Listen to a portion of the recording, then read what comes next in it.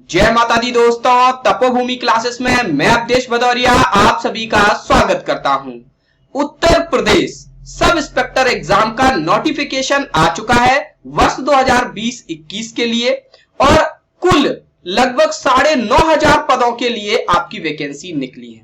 इस लेक्चर में मैं आपको इस वैकेंसी से संबंधित सारी चीजें बताऊंगा कि आपका कब कब फॉर्म भरे जाने हैं, कितनी आपकी एग्जाम फीस है, किस किस स्टेट के या फिर कहां के लोग एलिजिबल है, आपकी शैक्षणिक योग्यता क्या है, एज लिमिट क्या है, सारी चीजों के बारे में इस लेक्चर में हम डिस्कस करेंगे। तो दोस्तों यूपीएसआई की ये सीधी भर्ती आई है, ठीक है। यहां पर अगर हम बात करें कि पदों की संख्या कितनी है तो कुल 3534 पद है। यहाँ पे गलती से लिख गया, 3534 पद है, ठीक है। 484 पद आपके प्लाटून कमांडर के हैं, 23 पद आपके फायर सर्विस में सेकंड क्लास ऑफिसर के हैं। अगर यहाँ पर हम विज्ञप्ति को देखेंगे तो ये विज्ञप्ति में हम देख सकते हैं कि कितने पद किस लिए हैं। जो आपके सामान्य एसआई के जो पद है वो 9027 है, जिसमें अनारक्षित के लिए 3613, ईडब्ल्यूएस के लिए 902, अन्य पिछड़ा वर्ग के लिए 2437, अनुसूचित जाति के लिए 1895 और अनुसूचित जनजाति के लिए 180 पद हैं। इसी प्रकार से यहाँ पर कुछ रिजर्वेशन भी है। स्वतंत्रता संग्राम सेनानी के जो आश्रित परिवार हैं, जिनके दादा परदादा दादी आपके स्वतंत्रता संग्राम सेनानी रहे, उनके लिए 2% की छूट है, यानी कि लगभग 180 पदों के लिए। यह एक हॉरिजेंटल आरक्षण है, ठीक है। भूतपूर्व सैनिकों के लिए 5% और महिलाओं के लिए 20%, ठीक है। आप डिटेल पढ़ने के लिए इस नोटिफिकेशन को भी डाउनलोड कर सकते हैं। अगर हम 484 पद जो कि आपके प्लाटून कमांडर के हैं वहां पर देखें तो अनारक्षित के लिए 194, ईडब्ल्यूएस के लिए 48, अन्य पिछड़ा वर्ग के लिए 131, अनुसूचित जाति के लिए 101 और अनुसूचित जनजाति के लिए 10 पद हैं। वही 2%, 5% और यहाँ पर आपका रिजर्वेशन है। महिलाओं के लिए रिजर्वेशन 20%, हॉरिजेंटल यहाँ पर नहीं है। अगर हम अग्निशमक में द्वितीय अधिकारी की बात करें तो ये भर्ती केवल और केवल पुरुषों के लिए है। यहाँ पर अनारक्षित के लिए 10 पद, ईडब्ल्यूएस के लिए 2, अन्य पिछड़ा वर्ग के लिए 6, अनुसूचित जाति के लिए 5, अनुसूचित जनजाति के लिए कोई भी पद नहीं है। कुल 23 पद है, ठीक है।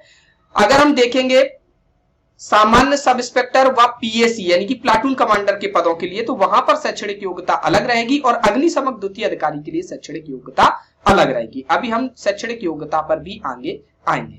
उसके पहले मैं आपको बता दूं कि यूपीएसआई का जो वेतन है वो वेतन कितना है। वेतन आपका 9300 से लेकर 34,800 रुपए की पे बैंड में है और इसका जो ग्रेड पे है वो 4200, यानी कि अच्छा वेतन आपको मिलेगा। आयु सीमा की बात की जाए तो 21 साल से लेकर 28 साल तक के जो भी युवक युवतियां हैं वो यहाँ पर अपना फॉर्म भर सकते हैं। फॉर्म डिटेल्स के बारे में मैं बात करूं कि फॉर्म कब से भरना स्टार्ट होंगे तो 1 अप्रैल से फॉर्म भरना स्टार्ट होंगे। अभी देखो फरवरी चल रही है, बीच में मार्च है, उसके बाद 1 अप्रैल से फॉर्म भरना स्टार्ट होंगे। क्योंकि आप लोगों ने काफी अच्छा आज ये जो मूवमेंट चलाया है मोदी जॉब दो, मामा जॉब दो, अलग अलग स्टेट के और नेशनल स्तर पर एक बड़ा मूवमेंट चला, तो शायद लगा होगा योगी सरकार को कि जो भी जॉब है जल्दी निकाल लो, कहीं बच्चों का गुस्सा हम पर डायरेक्टली ना फूटे, इसलिए शायद उन्होंने इतना जल्दी दे दिया। और जल्दी देने की प्रथा बननी भी चाहिए। 1 अप्रैल से 30 अप्रैल तक आपके फॉर्म भरे जाएंगे। फॉर्म कहां से भरे जाएंगे?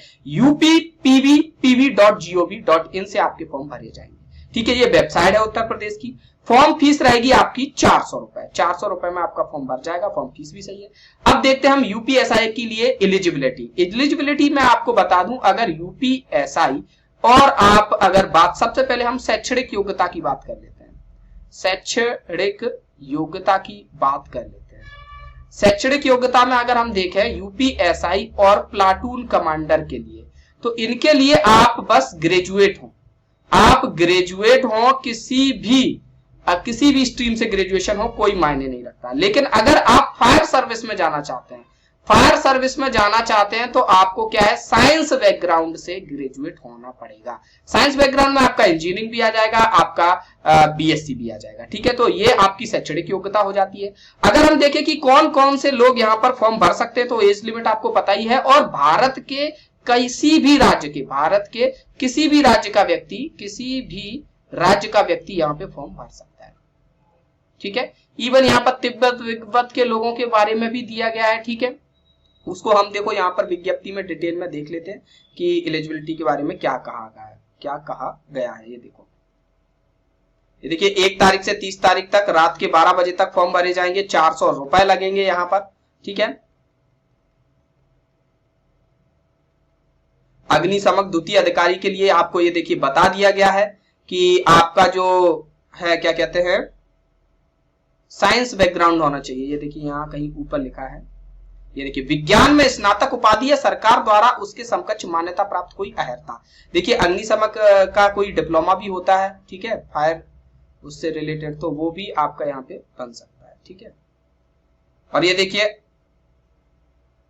1/7/2021 से आपकी आयु की गणना होगी, ठीक है, ये मैं नहीं बता पाया था। 1/7/2021 से आयु की गणना होगी। अगर इस डेट में आप 21 साल से बड़े हैं और 28 साल से छोटे हैं तो ही आप यहां पर फॉर्म भर पाएंगे। यानी कि आपका जन्म 1/7/1993 से लेके 1/7/2000 के बीच में हुआ हो, 1/7/1993 से पूर्व तथा इतने के पश्चात ना हुआ हो, यानी कि इतने से बीच में अगर आपका जन्म हुआ है तो ही आप यहाँ पे फॉर्म भर सकते हैं। 1/7/1993 से 1/7/2000 तक ही आप फॉर्म भर सकते हैं, ठीक है। वैवाहिक स्थिति में दिया गया है कि एक से ज्यादा पत्नियां ना हो।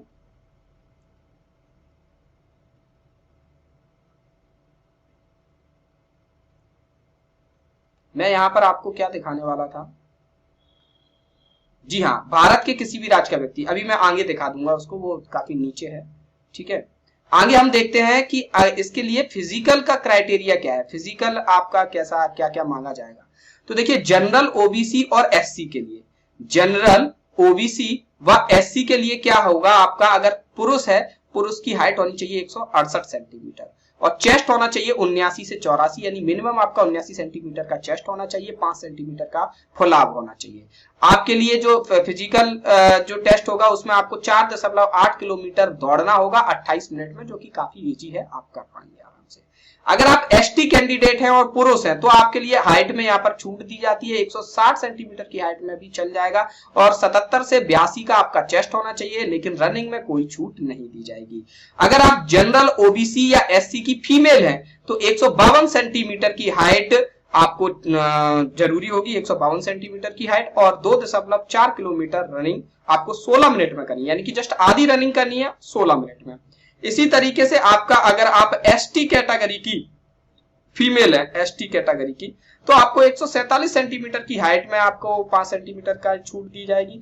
चेस्ट यहाँ पर कोई जरूरी नहीं है, ठीक है। 2.4 किलोमीटर रनिंग 16 मिनट में चाहिए। लड़कियों के लिए एक स्पेशल है कि उनका वजन 40 किलो से ऊपर होना चाहिए, 40 किलो से अगर कम वजन है तो आपको फिजिकल ही नहीं देने दिया जाएगा, ठीक है। ये भी आपका विज्ञप्ति में लिखा हुआ है, ठीक है। यहाँ पे देखिए सारी चीजें लिखी हुई है। ये देखिए महिला अभ्यर्थियों के लिए न्यूनतम 40 किलोग्राम आपका वजन होना चाहिए, ठीक। ये जो आयु सीमा में छूट है, अनुसूचित जाति के लिए 5 साल की छूट होती है, अनुसूचित जनजाति के लिए 5 साल की छूट होती है। और ये देखिए किस प्रकार के प्रमाण पत्र लगेंगे, इसकी डिटेल यहां पर लिख दी गई है। अन्य पिछड़ा वर्ग के लिए भी 5 साल की छूट है, ठीक है। आर्थिक रूप से कमजोर वर्ग के लिए छूट यहां पर नहीं है, आयु में, आयु सीमा में यहाँ पर छूट नहीं है, ठीक है। और स्वतंत्रता संग्राम सेनानी के बारे में भी दिया गया, भूतपूर्व सैनिक को अधिकतम आयु सीमा में 3 वर्ष की छूट है। और उसके बाद भी कुछ और भी डिटेल दी गई है, जिनको आप अगर इससे संबंधित हैं तो डाउनलोड कर सकते हैं। अब आप क्या कहते हैं पीडीएफ नोटिफिकेशन की, और वहां से देख सकते हैं।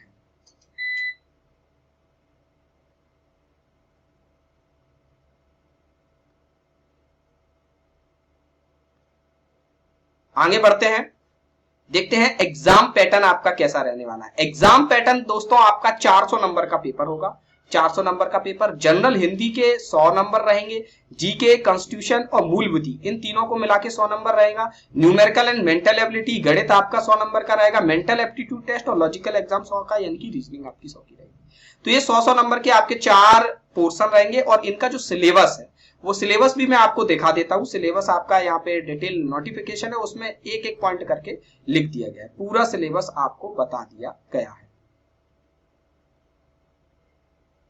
चाहे तो इस सिलेबस को हमेशा अपने पास रखें। ये देखिए यहाँ पर दिया गया है 100 अंक 100 अंक 100 अंक 100 अंक, और ये डिटेल सिलेबस दिया गया है। जिसको आप पढ़ सकते हैं। सामान्य हिंदी के बारे में ये देखिए पूरा सामान्य हिंदी का सिलेबस दिया गया है। फिर जो मूल विधि है, संविधान और सामान्य विज्ञान, जिनसे 100 नंबर का बनना है, तो मूल विधि एक पार्ट है, संविधान दूसरा है, सामान्य ज्ञान तीसरा पार्ट है। तो इसके बारे में भी डिटेल में आपको दे दिया गया है। ठीक है, संख्यात्मक एवं मानसिक योग्यता परीक्षा के बारे में भी दे दिया गया है, इसका पूरा सिलेबस बता दिया गया है, टाइम, वर्क, ग्राफ, सारणी, सब कुछ। ठीक है, तो इसको आप डिटेल से हम पढ़ा देंगे और कुछ वीडियोस बना देंगे जिनमें हम आपको ये समझा देंगे कि आखिरकार आपको किस तरीके से तैयारी करनी चाहिए। ठीक है, तो इस लेक्चर में इतना ही। आगे भी हम आपको इस परीक्षा के लिए गाइड करते रहेंगे। अगर आप हमसे जुड़ना चाहते हैं तो इस चैनल को सब्सक्राइब कर लें और हमारा एप्लीकेशन है तपोभूमि क्लासेस नाम से गूगल प्ले स्टोर पे, उसको डाउनलोड कर लें। कुछ दिनों में हम वहां पर आपके लिए UPSI, MP police, UP police सभी एग्जाम के लिए प्रिपरेशन स्टार्ट कराने वाले हैं एक बेहतरीन टीम के साथ। ठीक है, तो मिलते हैं नेक्स्ट लेक्चर में। धन्यवाद। जय माता दी।